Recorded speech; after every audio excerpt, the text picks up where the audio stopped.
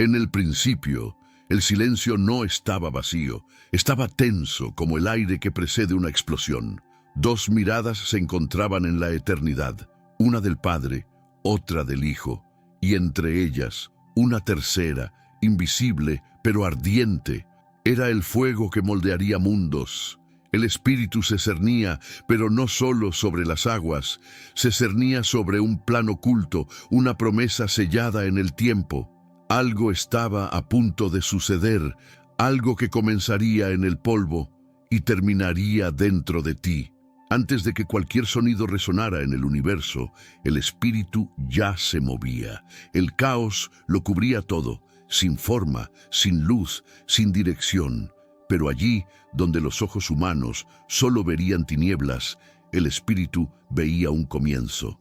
No gritaba, no forzaba, solo se cernía, como quien observa el escenario antes de la escena principal. Cuando Dios dijo, sea la luz, fue Él, el Espíritu, quien ejecutó el comando con perfección. La tierra comenzó a girar, los cielos a brillar, los mares a separarse. Todo nacía de un soplo invisible. Después, al formar a Adán, Dios no solo moldeó barro, respiró dentro de él. Ese aliento no era aire común, era vida con propósito, comunión directa, espíritu vivo. Adán abrió los ojos y vio el mundo, pero sintió algo más. Al Creador dentro de sí, era el Espíritu, el vínculo entre el cielo y la tierra. Pero ese vínculo fue roto por una elección. La serpiente no ofreció poder, sino ilusión, ser como Dios, sin Dios. Adán y Eva aceptaron. Y con un solo acto, la comunión se rompió. El espíritu que antes fluía libre se retiró. Aún respiraban, pero estaban vacíos. La desnudez que descubrieron no era solo física, era espiritual. El jardín, antes lleno de presencia, se convirtió en escenario de nostalgia. Dios todavía los llamaba, pero ahora había distancia. En el exilio, la humanidad cargaba una ausencia, pero aún en esa ruptura, el Espíritu no desapareció. Se escondió en promesas, en sombras, en palabras proféticas. En cada altar levantado, en cada lágrima de arrepentimiento, había un susurro: yo volveré. El Espíritu estaba en pausa, no en silencio. La historia aún no había terminado. A medida que pasaban las generaciones, Dios elegía instrumentos humanos para llevar fragmentos de su presencia, profetas, jueces, líderes, todos diferentes pero movidos por el mismo soplo. Moisés escuchó la voz en medio de una zarza que ardía sin consumirse.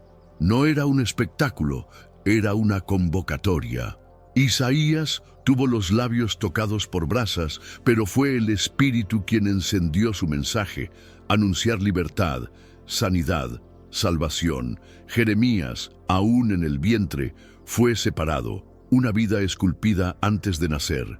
Cada uno de ellos era como una ventana abierta en medio de la oscuridad humana. El Espíritu soplaba entre las grietas, revelando que Dios todavía deseaba habitar con el hombre.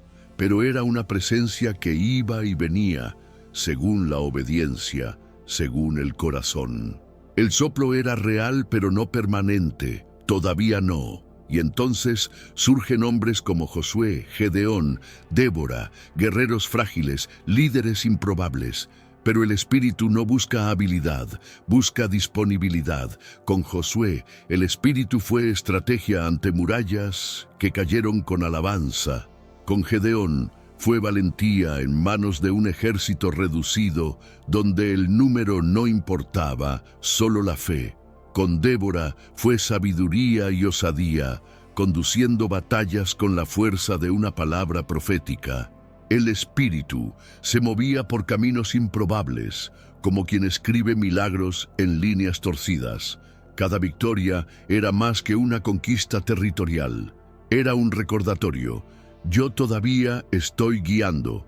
La presencia era selectiva, pero poderosa, como chispas guardadas en leña seca, esperando el momento justo para incendiar todo. El tiempo del fuego permanente aún estaba por venir. Y entonces, en un momento donde el cielo parecía callado y la esperanza distante, el Espíritu volvió a moverse, no en multitudes, sino en un vientre escondido. María, joven y común, recibe la visita del ángel y la sombra del Altísimo la cubre. El Espíritu genera vida donde antes solo había promesa. No fue una intervención simbólica, sino un milagro literal. El Verbo se hizo carne por el soplo del Espíritu. Jesús nace, y con él, la presencia plena de Dios habitando entre nosotros. En el bautismo, el cielo se abre y la unción desciende visiblemente sobre el Hijo. Allí, ante todos, el Espíritu sella el inicio de una nueva era. Ya no era solo manifestación, era habitación continua. Cada paso de Jesús era dirigido por Él. Cada palabra, cada toque, cada milagro fluía de esa comunión perfecta. El Espíritu, finalmente, había encontrado un cuerpo sin resistencia. Jesús no guardó el Espíritu para sí, vino para compartir lo que era eterno. En sus palabras a Nicodemo reveló que no bastaba nacer de la carne, era necesario nacer del Espíritu. Y ese nacimiento no era ceremonial, era una revolución. El Espíritu es como el viento, impredecible pero incontestable. Actúa donde quiere, transforma a quien se rinde. Jesús sanaba, expulsaba demonios, multiplicaba panes, pero la mayor obra estaba por venir. En cada gesto, preparaba a los discípulos para algo mayor que él mismo. «Es mejor que yo me vaya», dijo. La promesa del Consolador no era solo consuelo, era capacitación. El Espíritu vendría para enseñar, recordar, fortalecer. Mientras el Hijo subía, el Espíritu descendería. Y cuando eso ocurriera, el mundo jamás volvería a ser el mismo. Jerusalén, días después de la ascensión. Un cenáculo, puertas cerradas, corazones abiertos. Eran 120 esperando algo que nunca habían experimentado, solo creído. De repente, el cielo respondió. Un sonido, como de viento fuerte, llenó el lugar. Lenguas de fuego se posaron sobre cada uno. No estaban siendo visitados, estaban siendo llenados. El Espíritu había descendido, no para tocar, sino para habitar. Pentecostés no fue un evento, fue un nacimiento. La iglesia nació de rodillas, en medio de lenguas, poder y entrega. Pedro, el mismo que había negado, ahora predicaba con osadía. El miedo se convirtió en valentía. El silencio se volvió clamor. Miles creyeron. El Espíritu, antes reservado a unos pocos, ahora era promesa cumplida para todos. Algo había cambiado para siempre y no podía ser deshecho. A partir de ese día, la presencia del Espíritu se extendió como fuego en campo seco. Cruzó fronteras, rompió muros culturales, penetró prisiones, sanó enfermos, liberó oprimidos. Felipe fue transportado, Esteban vio los cielos abiertos, Pablo cayó ante una luz que le cegó los ojos y le abrió el espíritu, cada uno de ellos transformado. No por doctrina, sino por encuentro. El espíritu no era teoría, era vida, era dirección. Hablaba en visiones, guiaba por las ciudades, impedía caminos y abría otros. La iglesia se convertía en cuerpo vivo, moldeado y conducido por una inteligencia sobrenatural. Y más que poder, había unidad. El Espíritu hacía de pueblos distintos una sola familia. Era el vínculo perdido del Edén, ahora restaurado y activo. Pero con el crecimiento también llegó el peligro del olvido. La familiaridad con la presencia puede generar descuido. Las cartas del Nuevo Testamento revelan iglesias que, aún llenas de dones, corrían el riesgo de apagar el fuego. El Espíritu no se retira de repente. Él se entristece, guarda silencio, y aún así sigue llamando, exhorta, corrige, intercede con gemidos. Él no se rinde fácilmente. Cada generación necesita redescubrirlo, no como una fuerza a ser usada, sino como una persona a ser conocida.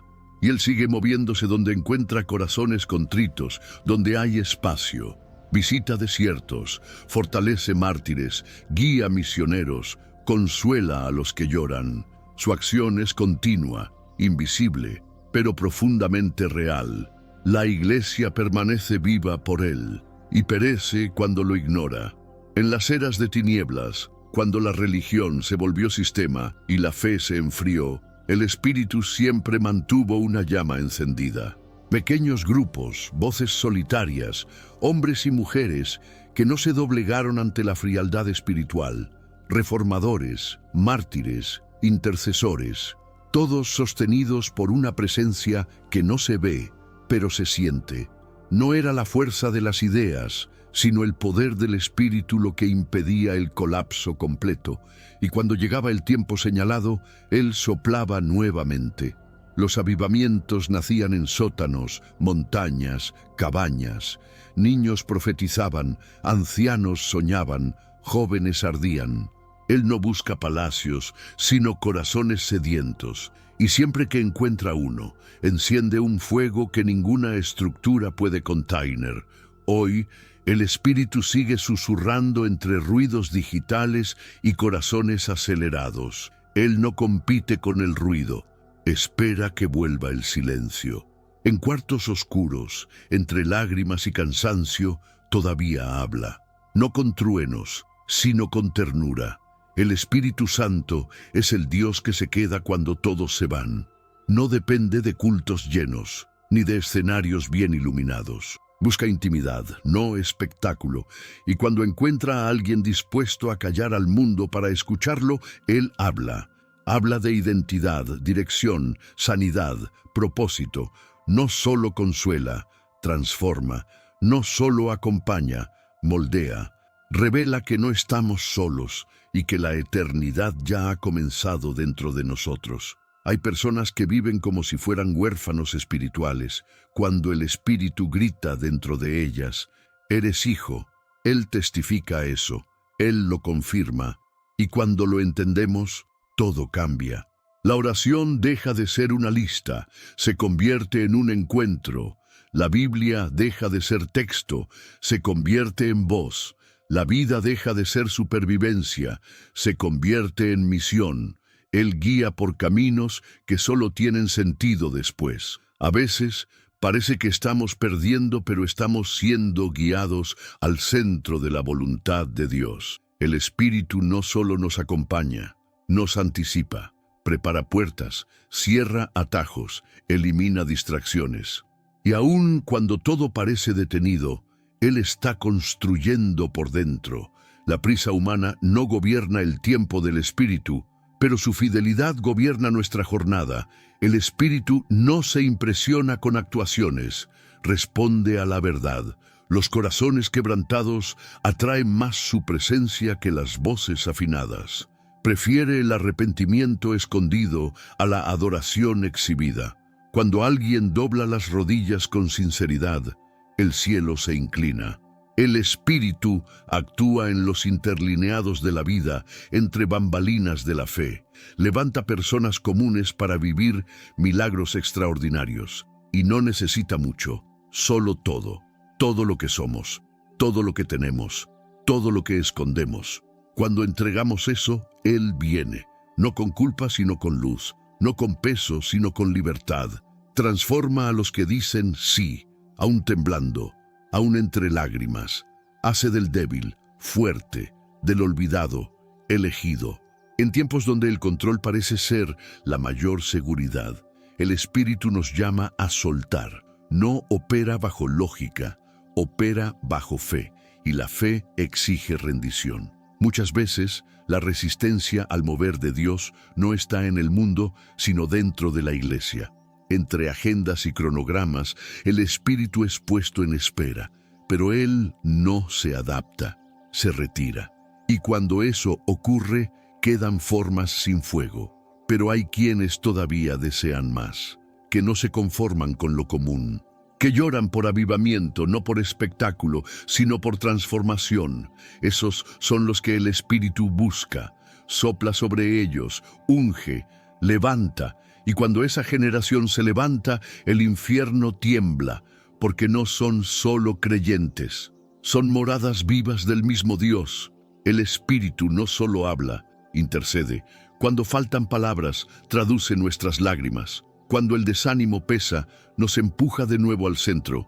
No es solo consuelo emocional, es poder interior. El mismo poder que resucitó a Jesús de entre los muertos vive en nosotros. Esto no es una metáfora, es realidad. Pero muchos viven como si fueran solo sobrevivientes, cuando han sido llamados a caminar en autoridad. El Espíritu no quiere solo observarnos, quiere vestirnos. En los días de lucha, Él es escudo. En los días de debilidad, Él es fuerza. Y cuando todo en nosotros dice, se terminó, Él susurra, todavía no. Su aliento nos resucita cada día, no se cansa, no llega tarde, no se rinde. Hay un llamado que resuena en lo invisible, no para religiosos, sino para hijos, no para espectadores, sino para socios. El Espíritu clama por una generación que lo conozca de verdad, no solo en versos, sino en vida. Quiere ser más que una experiencia de domingo. Quiere ser un hábito de lunes, una voz de martes, una compañía de miércoles. No se conforma con ser recordado, quiere ser vivido. Cada mañana es una oportunidad para ser guiado por Él. Cada desafío, una oportunidad de ver su poder. No es peso, es impulso. No es obstáculo, es acceso. Y mientras el mundo busca sentido entre ruidos, el Espíritu sigue hablando suavemente a quienes se disponen a escuchar. La vida en el Espíritu es un camino vivo. No hay un mapa fijo, pero hay dirección constante. Él no revela todos los pasos, solo el próximo. Eso exige fe, pero genera intimidad. Cada decisión guiada por Él nos aleja de la mediocridad y nos acerca al propósito. Cuando confiamos, incluso los no se convierten en liberación y los retrasos en preparación. No nos lleva por atajos, sino por caminos seguros, caminos donde el carácter se forja, la fe se refina y la visión se amplía. Y cuanto más le seguimos, más nos parecemos al Hijo, porque esa es su misión final, formar a Cristo en nosotros, no solo en los comportamientos, sino en la esencia. Y entonces, cuando menos lo esperamos, lo ordinario se vuelve sagrado. Una oración común se transforma en encuentro. Una lectura simple se vuelve revelación. Un momento de silencio se convierte en bautismo. El Espíritu desciende, no para confirmar lo que ya sabíamos, sino para revelar lo que aún no hemos visto. Nos toma por completo, nos hace temblar, llorar, sonreír al mismo tiempo. No es emoción, es presencia. El corazón entiende antes que la mente. Algo cambia por dentro. El miedo pierde fuerza, la vergüenza pierde voz. Y la certeza de que Dios está aquí se vuelve más real que todo lo que nos rodea. Es como si el cielo descendiera dentro de nosotros. La eternidad toca el tiempo y nada volverá a ser como antes. Desde ese instante, el Espíritu ya no es solo una promesa distante ni un recuerdo bíblico. Es realidad viva. Nos levanta para vivir como testigos, no de teorías, sino de transformación. Cada paso con Él es un paso hacia el cielo. Nos recuerda quiénes somos cuando el mundo trata de confundirnos. Nos capacita para amar cuando la carne quiere venganza. Nos impulsa a continuar cuando todo en nosotros quiere rendirse. La jornada con el Espíritu es una caminata de fuego. Purifica, guía, calienta. Y al final, cuando nuestras fuerzas falten, Él aún estará allí, sellando, conduciendo, glorificando a Cristo en nosotros. La historia comenzó con Él cerniéndose sobre las aguas y termina con Él habitando en nosotros. El Espíritu Santo es el vínculo perdido restaurado, el regalo del Altísimo, el sello de la eternidad. No es parte de la vida cristiana, es la vida cristiana misma. Sin Él somos religiosos, con Él somos hijos. Él es la voz detrás de la palabra, el impulso detrás del llamado, el fuego detrás de la misión. Hoy, ahora, en este exacto momento, Él te está llamando, no para observar, sino para vivir, no para recordar, sino para experimentar. La pregunta no es si Él quiere llenarte, es si tú quieres ser morada.